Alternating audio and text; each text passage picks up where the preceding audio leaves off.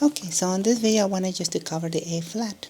So to do the A flat, now there's an A flat that they use on the recording, and that's the one we can use so that we can use. This is kind of the easier way of doing the A flat, because there's usually like 3 voicings that are very popular on how to do the A flat. There's still more voicings, but the one that is very popular is this one on your 4th fret, just like an F. So the main thing is how do we do the shape of the F properly? So many times people do the F like this. And it's okay to do it like this. I mean, it sounds beautiful. And it has an open A. I sometimes avoid that one so that the A doesn't vibrate, because the Vihuela, we're usually strumming and we're doing many different patterns. So I don't want the A to be vibrating. And so I recommend to use the pinky there and then do the ring finger like this. So this is going to be your F shape, and then of course we're just going to shift it. But before we shift it, I just want to cover the variation that I normally use for efficiency, because we're repeating notes. And so if you use simply this little, normally on an F, you bar these 2, right? And then this one here, and then these. This is the way I recommend. I don't recommend it like this as much. Maybe for kids when they're learning, because their fingers don't reach. But once they can, they should introduce the pinky, because on instruments, you don't want to avoid using these. And just in general, and I mean in life, you don't want to avoid the difficult things. You want to do the difficult things so that you can become better. And so you want to use these ones here, the pinky and your ring finger, for your A flat. And for efficiency, and because the technique is to hug the neck of the vihuela, I recommend to do it like this. Just start from your C. You don't even have to bar these 2. Just start from the C.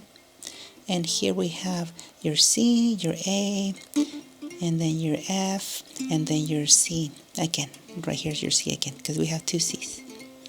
But we don't need this F down here. We can just mute it with your palm of your hand. We can mute it. And then you have a very efficient F. That's the F that I recommend, especially for sones.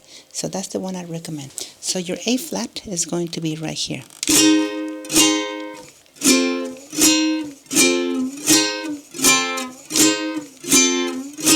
So you want to work on the placement just so that you can have that muscle memory and knowing exactly where to go. And then of course you can work from your B flat.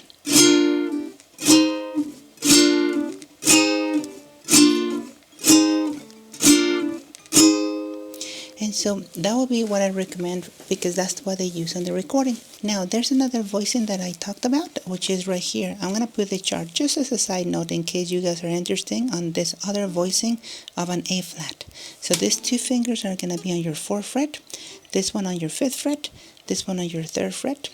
Like I said, the chart is right here, just as a side note, but I don't want to make this video way too long. So that's why I did this really as a quick cut. So here we go. It comes out really nice and clean too.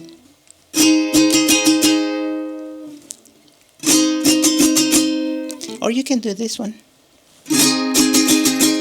Now that voicing of A flat sounds totally different, right? This is another one we can also use.